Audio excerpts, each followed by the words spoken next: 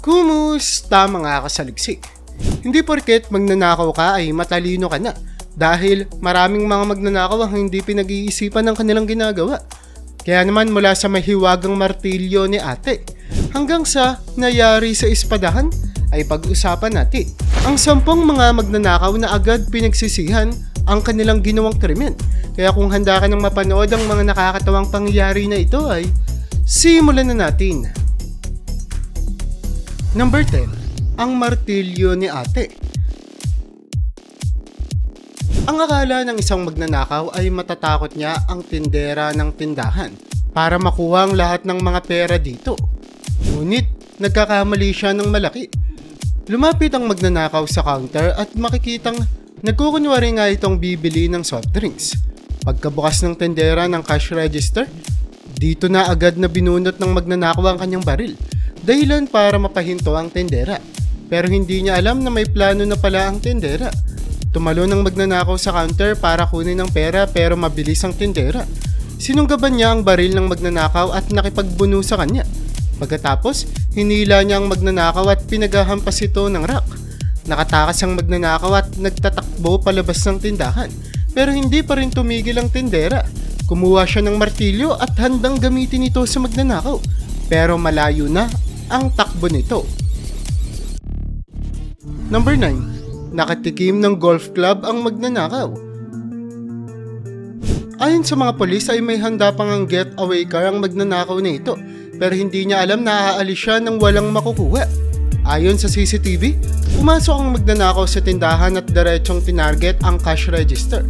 Habang tumatalon siya sa counter para kunin ito, agad siyang inabol ng empleyado gamit ang isang golf club. Pinaghampas niya ang magnanakaw ng maraming beses. Pero nasa kamay na kasi nito ang cash register. Kaya naman ginamit ng magnanakaw ang cash register para basagin ang salamin ng pintuan. Pero hindi pa rin nga tumigil ang matapang na empleyado na para bang handa niyang protektahan ang kanyang pugad para lang hindi manakaw ang mga pera ng kanyang pinagtatrabahuan. Patuloy niyang pinaghahampas ang magnanakaw hanggang sa mahulog nito ang cash register at tumakbo ng mabilis bago pa siya masaktan ng gusto ng golf club. Number 8. Nakipagbuno sa maling tindera. Isang magnanakaw ang pumasok sa tindahan na may dalang kutsilyo sa kanyang bulsa. Talaga namang nakakatakot. Kahit na sinong nasa ganitong sitwasyon ay kikilabutan. Pero hindi ang tindera na ito. Makikita kasi na agad siyang lumapit sa babaeng tindera at tinutok ang matalim na sandata sa kanyang tiyan. Sinubukan pa nga niyang saksakin ng tindera. Pero talaga namang mabilis ang babae. Hinawakan niya ang pulso ng magnanakaw. Inikot-ikot ito at pinilit siyang ibagsak ang dala niyang sandata. Pagkatapos ay kinuha ng babae ang kutsilyo at ginamit ito para itaboy ang lalaking nakamaskara na hanggang ngayon ay hindi pa rin alam ang mga tunay na intensyon. Number 7. Natalo sa sariling laro.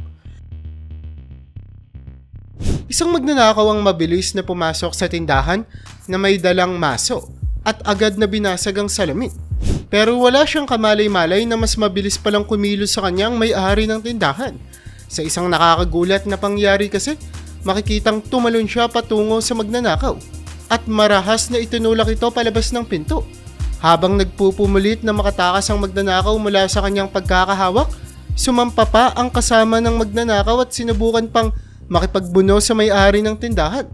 Pero kaya niyang lumaban sa dalawa. Talagang namang parang sa mga pelikula lamang natin itong makikita.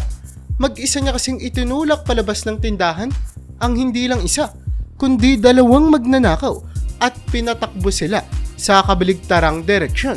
Talaga namang isa ito sa pinakamatatapang na tao na nakita ko ngayong araw. Number 6. Kulang sa pansin. Makikita naman sa video na ito na pumasok ang isang magnanakaw sa isang nail salon at tinangkang takutin ng mga customer para ibigay ang lahat ng kanilang mga pera. Pero katulad sa kanina, ay mabilis din mag-isip ang may-ari ng tindahan na ito. Binaliwala niya ang magnanakaw at diretsong lumabas ng pintuan. Ang nakakatawa pa dito, wala ni isang tao sa loob ang mukhang nababahala sa presensya ng magnanakaw. Talaga namang may dugong matatapang ang lahat ng mga tao sa loob ng salon na ito. Makikita na napahiya ang magnanakaw at naglakad na lamang papalayo. Pilit na tinatakpan ang kanyang kapalpakan sa tangkang pagnanakaw sa loob ng salon. Ano na lamang kaya ang naramdaman niya sa araw na iyon? Uulitin niya pa kaya ang pagnanakaw matapos niya itong maranasan?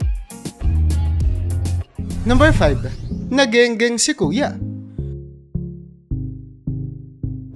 Isang lalaki na nakasuot ng hoodie ang nakita na pumasok sa tindahan.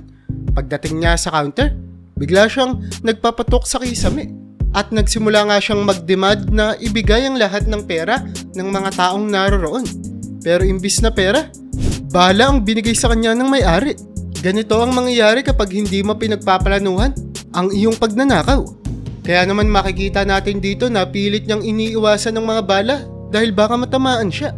Sa uli, mabilis siyang lumabas ng tindahan. Nakayuko at nagmamadaling umalis. Takot na baka tamaan siya ng bala. Nababuti na lamang talaga at hindi nga nangyari. Dahil kung hindi ay wala na nga siyang pagkakataon pang makapagbagong buhay. Number 4. Nabahag ang buntot ng loko. Walang kamalay-malay ang magnanakaw kung ano ang paparating sa kanyang dilubyo. Makikita natin sa video na ito na ang tendero ay abalang ginagawa ang kanyang trabaho nang bigla na lamang pumasok ang isang lalaking nakakot sa loob ng tindahan na pinagtatrabahuan niya. Una pa nga lamang ay mukha na siyang kahina-hinala at maging ang tendero ay agad na itong napansin. Kaya naman agad siyang kumuha ng baril bago pa man mabunot ng magnanakaw ang kanyang baril. Yumuko na nga lamang ang magnanakaw at wala nang nagawa habang inilalabas ng tendero ang kanyang sandata. Agad na tumakbo palabas ang magnanakaw. Marahil ay nahihiya sa kanyang pagtakbo dahil sa takot. Number 3. Nakulong si Idol. Sa isa na namang kuha ng CCTV ay makikita natin ang isang lalaki na pumasok para magnakaw ng beer at nagawa niya ngang makuha ang buong tindahan. Pero hindi sa paraang inaakala mo. Napansin kasi agad ng clerk ng gasolinahan na hindi ito isang regular na customer nang pumasok pa lamang ang magnanakaw. Maaaring gut feeling niya na ito.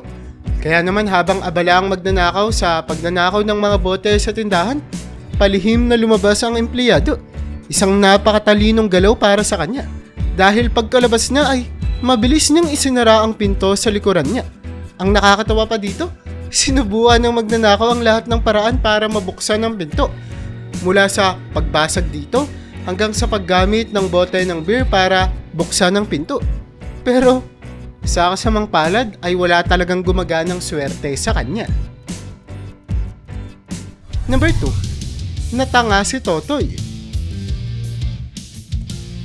Makikita sa video na ito ang isang magnanakaw na palihim na pumasok sa tindahan habang nagsasara na ito. Noong mga pagkakataon na iyon, ang tendero ay nasa counter at sinasara niya ang tindahan para sa araw na iyon. Nang biglang nakita niya ang lalaking nakamaskara, napapalapit sa kanya na may dalang ang baril.